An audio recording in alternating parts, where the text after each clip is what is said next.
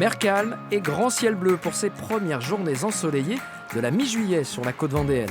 Et pendant que certains profitent pleinement des plaisirs de la plage, à quelques kilomètres de là, d'autres commencent tout juste leurs vacances au camping.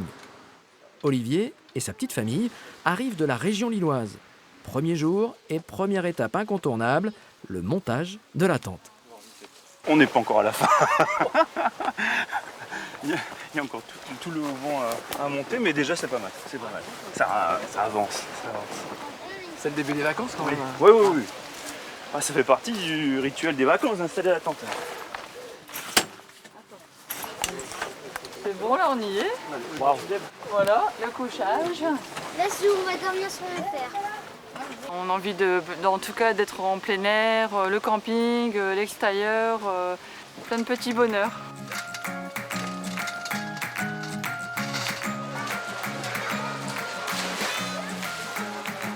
Arrivés au tout début de l'été, certains sont déjà totalement dans le grand bain des vacances, comme Christophe et ses filles. C'est quoi le programme? Alors là, On a déjà fait le Puy du Fou, ouais. L'acrobranche aussi, on aimerait bien faire avant de partir. certainement du karting, du tennis, prévu au programme.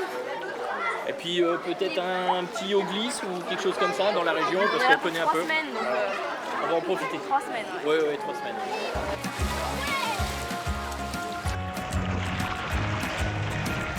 3 semaines donc pour décompresser et s'amuser, même si les confinements successifs ont quand même un peu bousculé la façon d'appréhender la vie. Je pense qu'on est un peu plus,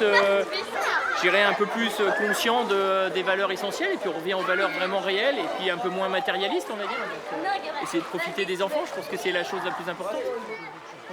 Passer du temps tout simplement en famille, laisser derrière soi les tracas du quotidien, c'est l'esprit des vacanciers qui viennent dans ce camping et encore plus cette année.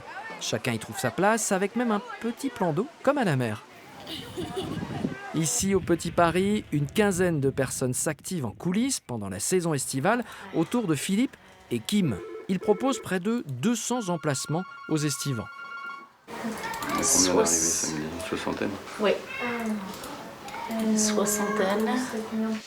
Pour toute équipe, c'est le deuxième été sous Covid, avec comme point d'attention central un nettoyage renforcé des installations. Même si les petites réparations du quotidien, par exemple, continuent sans contrainte, la direction du camping s'est adaptée pour vivre et travailler avec la présence du virus. Ça se met bien, Didier? Nickel, c'est bon. Comme tu C'est veux. parfait. Inspectrice de travail. Bon, mais c'est bien si ça marche maintenant. Cette année, c'était un petit peu plus facile, entre guillemets, que l'année passée, parce que l'année passée, c'était nouveau. On n'était jamais confronté à une situation pareille. Cette année, c'était un petit peu de remettre en place ou de continuer ce qui était déjà vu et établi l'année dernière. 3, 2, 1, partez! Allez, on encourage son équipe! Attention, Shifumi! Pendant que petits et grands s'amusent chacun de leur côté, chacun à leur rythme, tout au fond du camping, certains jouent la carte de l'immersion totale dans la nature. C'est ce que recherchaient Benjamin et Julie, venus ici du Nord avec leurs enfants pour se poser après une année bien chargée.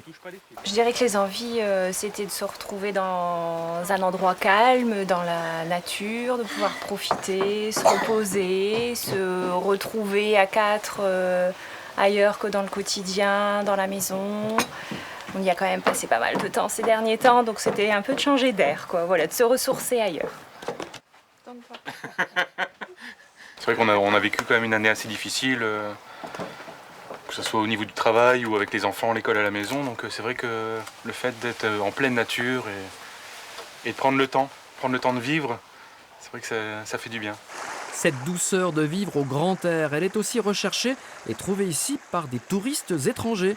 Encore cet été, ils ont fait la route jusqu'au Petit Paris. Simon et Réa, un couple de Hollandais, des habitués de cet emplacement depuis 21 ans et de la Vendée depuis 42 ans. Le soleil et le calme. C'est un très bon pays de Vendée. C'est très bien ici. Visité de Puy du Fou 4 fois. C'est bon. Fin de semaine et veille de départ pour certains, le camping prend des airs de guinguette avec une terrasse au complet. Cette année encore, Kim et Philippe ont embauché 2 saisonniers supplémentaires pour faire face aux contraintes d'organisation liées au Covid. Finalement, on se dit que quelque part, c'est aussi un confort, peut-être, d'avoir du personnel en plus. Évidemment, c'est des charges supplémentaires qui n'étaient pas prévues avec des entrées moindres, finalement, puisque l'activité était moindre, donc moins de chiffre d'affaires. Des charges en plus, mais bon, quelque part, un confort de travail. Et puis, l'essentiel, c'est d'accueillir le client dans les meilleures conditions. Donc, c'était notre leitmotiv de l'année dernière et de cette année encore. Chanson de Léon Agel, mon amant de Saint-Jean. Je ne sais pourquoi elle allait danser. Ici, seules les soirées dansantes du jeudi ont été annulées pour éviter trop de proximité. Mais pour le reste, chacun a pu s'amuser et bouger au rythme de l'été sous le soleil de Vendée. Comment ne pas perdre